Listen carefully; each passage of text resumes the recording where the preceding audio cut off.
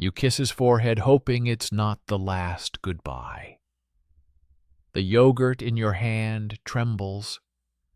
Your heart races in your throat.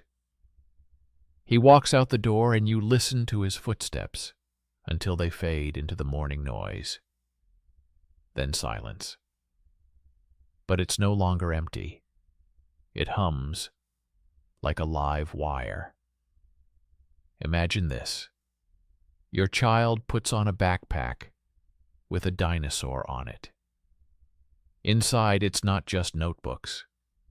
It's Kevlar, a bulletproof insert. Because at School 47 in Texas, students practice lying under desks, clamping their mouths shut, so the shooter won't hear their breathing. This isn't a horror movie. It's the Tuesday schedule. Do you feel it? That cold dread in your chest as the school bus drives out of sight? Statistics don't lie.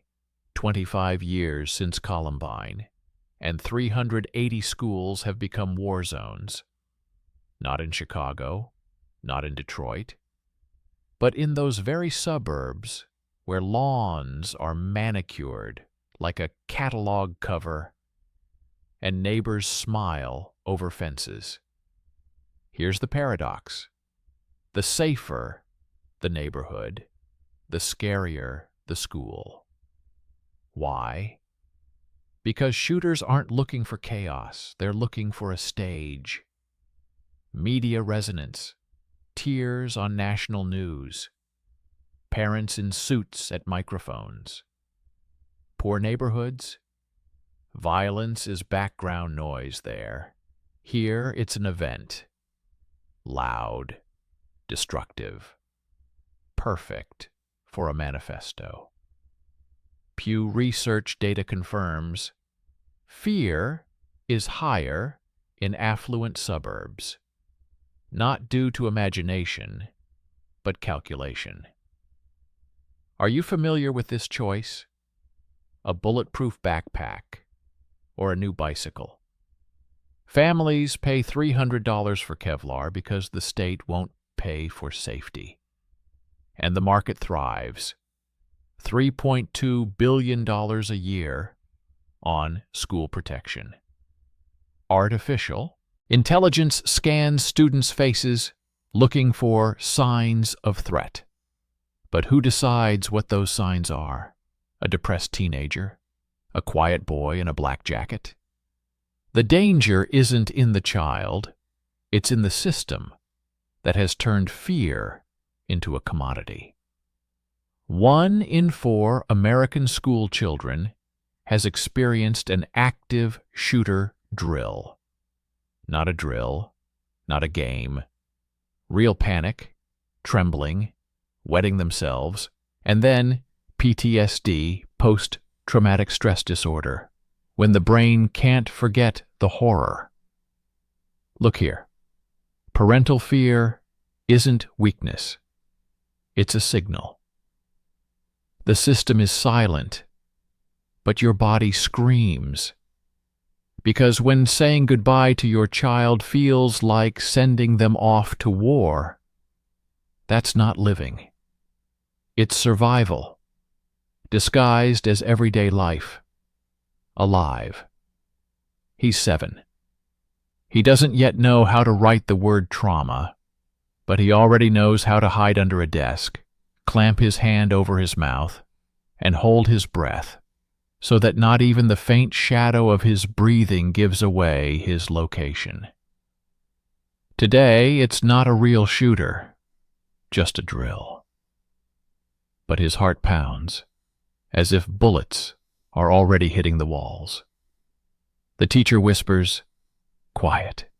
Don't move, even if you hear screams." The boy thinks of his mom. He doesn't cry. He's been taught that tears can give you away.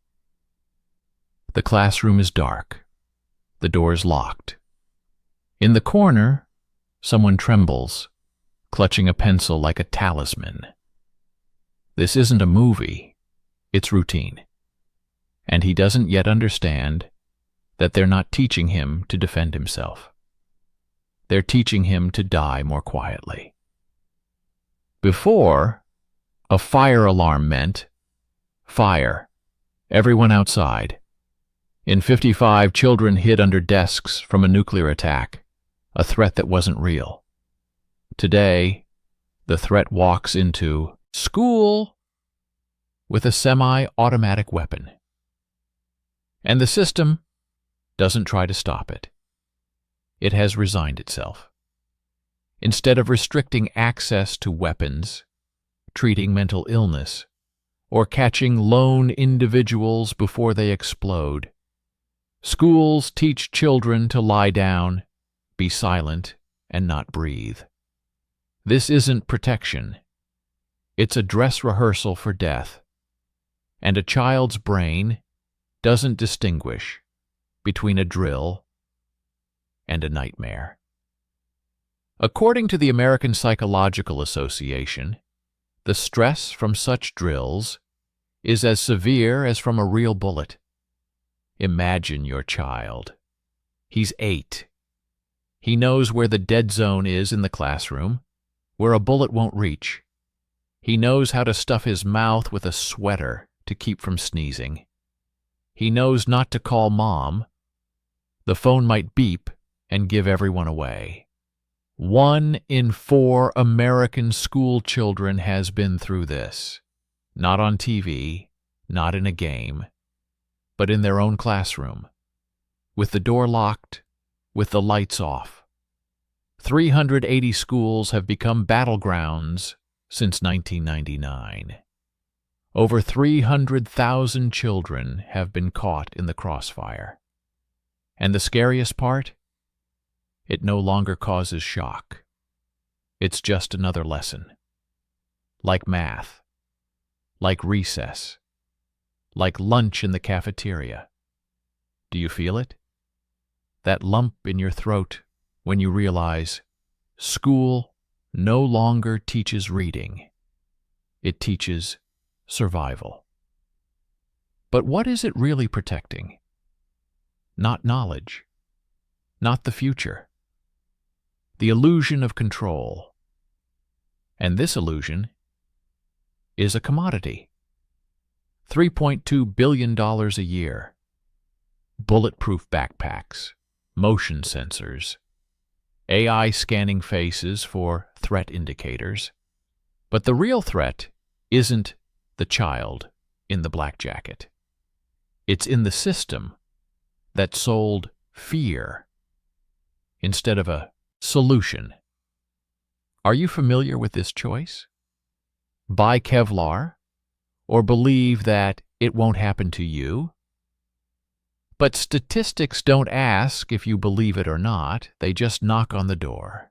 Every day, in every school, alive. She stands by the shelf. A blue backpack with a dinosaur. Inside, Kevlar. $299. Her fingers clench the fabric. Not choosing, confirming. Because to buy it means to admit the school won't protect. The state won't protect. Only this layer between her child's back and a bullet. In her ears, the salesperson's voice. This backpack saved lives in Uvalde. She doesn't ask how many it didn't save. Do you feel it? That lump in your throat when parental love is measured not by books, but by the thickness of armor? The school safety market. $3.2 billion a year. Not on teachers, not on therapists. On Kevlar backpacks. On bulletproof whiteboards for math lessons. On AI that decides who is a threat today. Australia banned semi-automatics after the Port Arthur massacre. The UK after Dunblane. And us? We install sensors. The system doesn't treat the cause. It sells a Band-Aid for a bullet hole. And the louder the shooting, the higher the profit. But here's the paradox. The American Psychological Association has shown the more protection, the higher the anxiety. Metal detectors, guards in bulletproof vests, cameras in corners. All of this doesn't soothe. All of this whispers, people are killed here. Children in safe schools wake up sweating more often at night. They fear the bell for recess more often. Their hearts beat faster at the sight of a guard than at the sight of a teacher. Protection has become a trigger, and fear a commodity. And the more expensive the backpack, the clearer it is, it's not the shooter's fault. It's yours, if you didn't buy it. Imagine your child goes to school. On their back, not a backpack, a shield. In their eyes, not curiosity, tension. They know if a shot rings out, don't call mom, don't sneeze, don't breathe. And you stand at the door, watching them leave, and in your chest, not pride. Calculation. Will the Kevlar be enough for 9mm? Will there be enough luck for today? The more barricades, the deeper the trenches in souls. Fear stops being a scream.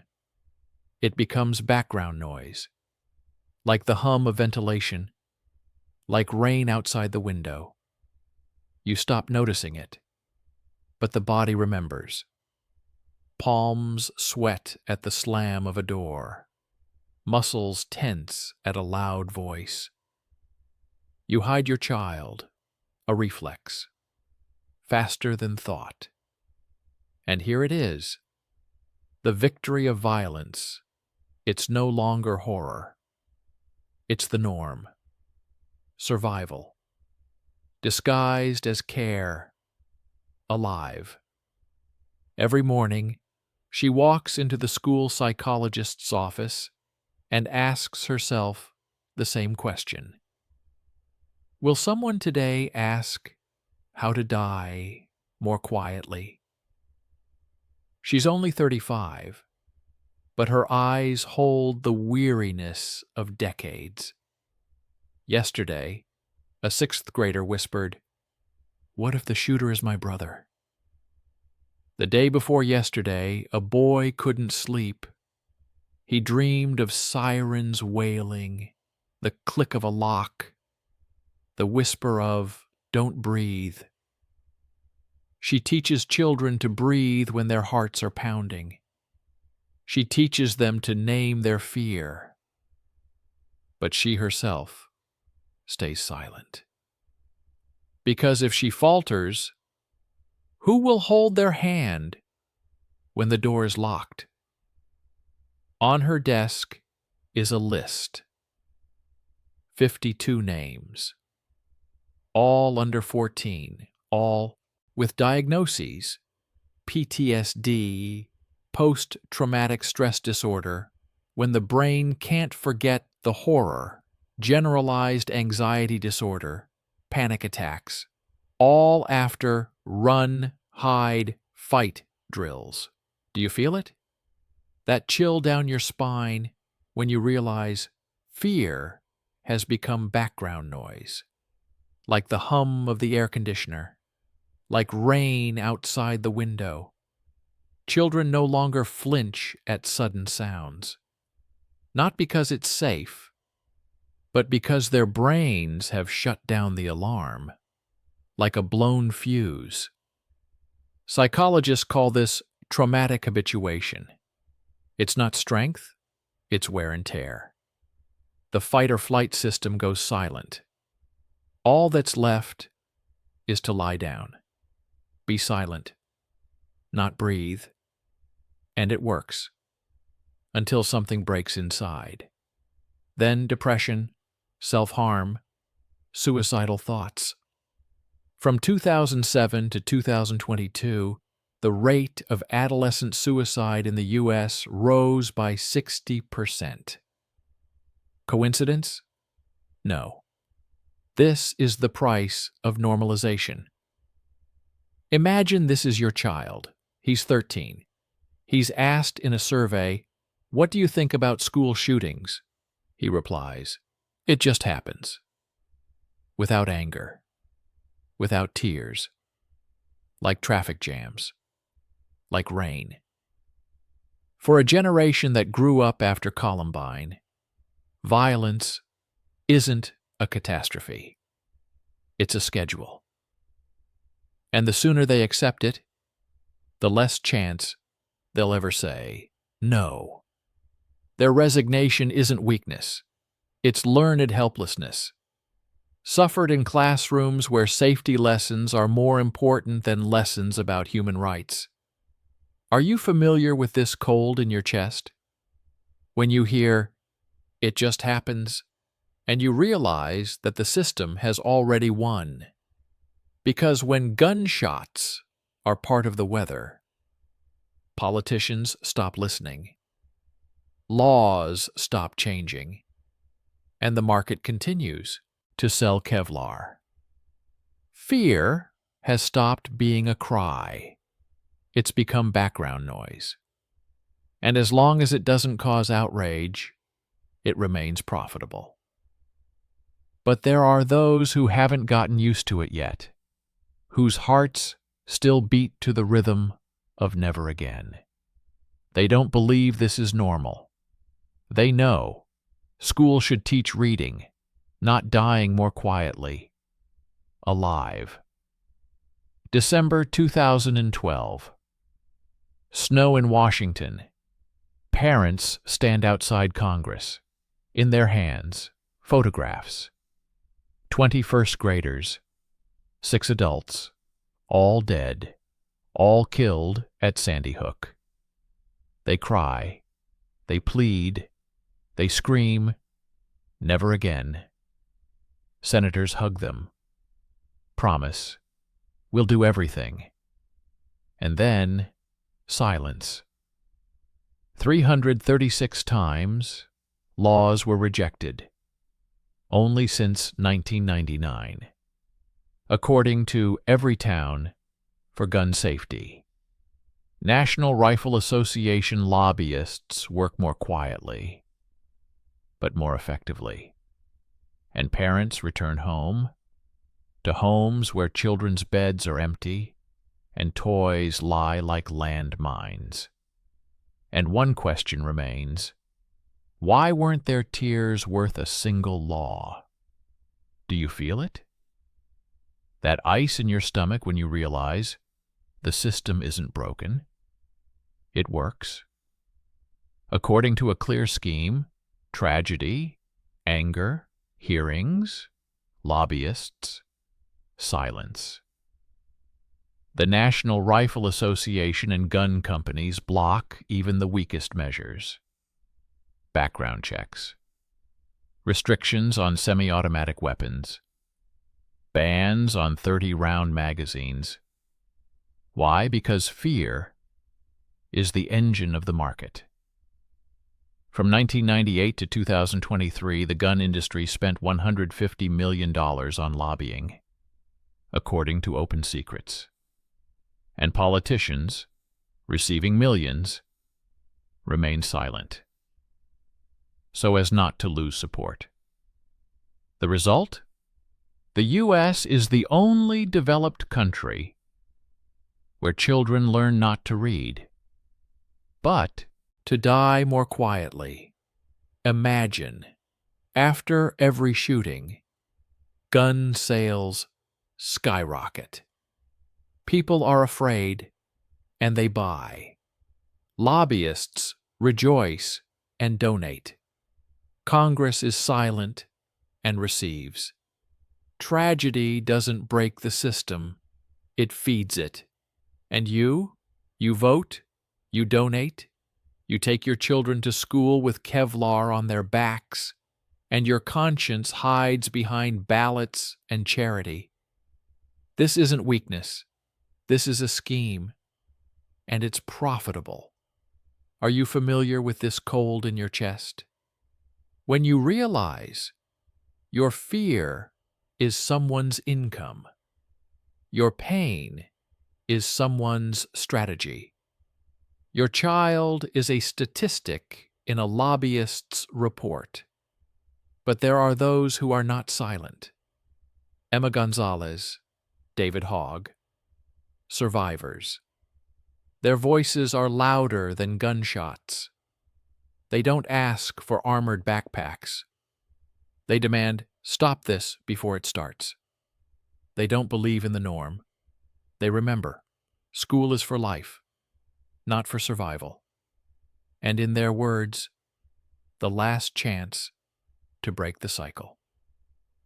Before the next child learns to write trauma before mom, alive. Spring 2018. Washington. The square in front of the Capitol. Thousands of teenagers in silence. Only the wind rustles posters with names. Delfina Gonzalez steps onto the podium, 17 years old, school uniform, a worn emblem of Marjorie Stoneman Douglas High. Her voice trembles with cortisol, not from fear, but from rage. 78 sleepless nights after Parkland. She confuses dates, says a friend died at Sandy Hook, but he died in her classroom. This isn't a mistake. This is PTSD, post-traumatic stress disorder, when the brain can't forget the horror. Trauma erases time, makes all the shootings one. She recounts, lying under a desk, clamping her mouth shut, counting gunshots. 37 in 6 minutes. Mrs. Lena Kovac covered fourth graders with her body. The last act of love in a world where love doesn't stop bullets. And then Delfina raises her head. In her eyes, not tears, steel. "We are no longer victims," she says. "We are witnesses." And the crowd roars, not screams, roars. The roar of a generation that has been through 380 shootings. It no longer wants to learn to survive. It wants to learn to live. Do you feel it? That heat in your chest when a child tells the truth and adults are silent? Before 2018, everyone asked how to survive, run, hide, fight. Children under 10 learned to throw books at a shooter. But the survivors turned everything around. Instead of how to survive. Why is this continuing? Their strength isn't in slogans. It's in the details, in trembling fingers, in accelerated heartbeats, in how they flinch at the slam of a door. When a teenager says, "I saw my friend die," that's not rhetoric. That's 300,000 children since 1999. Their trauma is a mirror, and in it, society saw its inaction and recoiled. Imagine, your child stands on a podium, voice trembling, heart pounding, but they speak. Because they know silence is a death sentence for someone else. Many of them can't sleep in the dark. Their brain confuses shadows with armed silhouettes. They panic at fire alarms, the same frequency as during drills, but they come out. Every speech is a chance to save someone who hasn't yet become a statistic. This isn't heroism. This is the last form of love. Are you familiar with that chill down your spine? When you realize children protect each other because adults couldn't. They write bills. They lead rallies from Washington to Austin. They teach younger ones, if there are gunshots, don't call mom, don't breathe. But parents, they have to choose, leave their child in a system where bulletproof whiteboards are more important than books, leave and deprive them of friends, teachers, an orchestra, robotics, or create a sanctuary. In a world where the security market has accumulated $3.2 billion but hasn't saved a single life. Only sold fear. Alive. 16 years in the same house. The tree in the yard was planted by Miguel's father. And now, a dusty road in northern Colorado. And silence. The Rodriguez family sold their home for $620,000. Not for profit, for silence. Miguel no longer plays the violin. At school, one room, textbooks from the 90s, but he comes home, alive. Elena looks out the window and whispers, "Let it be poor." It's not a choice, it's surrender. Do you feel it? That lump in your throat when you have to choose between your child's life and their future? 3 paths, 3 defeats. To leave means to deprive him of friends, teachers, orchestra, robotics. To homeschool means to lock him in 4 walls where anxiety grows like mold. To stay means to be silent, while the school teaches not to read, but not to breathe. 61% of parents have seriously considered changing schools at least once, not on a whim, out of fear. And fear isn't weakness, it's a signal. But the system doesn't listen. Imagine this is your child. He asks to go back to the old school, says all my friends are there, and, in that school, cameras, metal detectors, drills once a month, and still 380 shootings since 1999. Statistics don't ask how good the security is, they just knock on the door.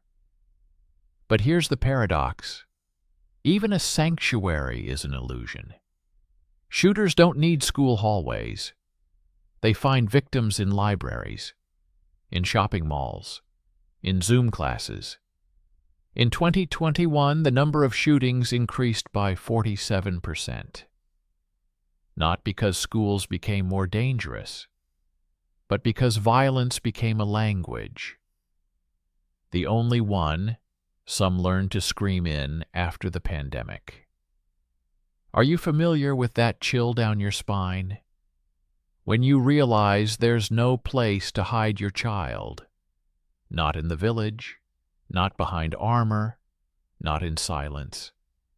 The system doesn't want to solve the problem. It wants you to pay for its symptoms.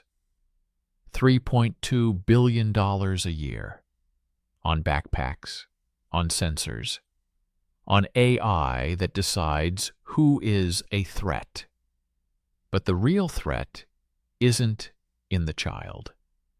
It's in the fact that you are forced to choose between education and life, between community and safety, between normalcy and survival.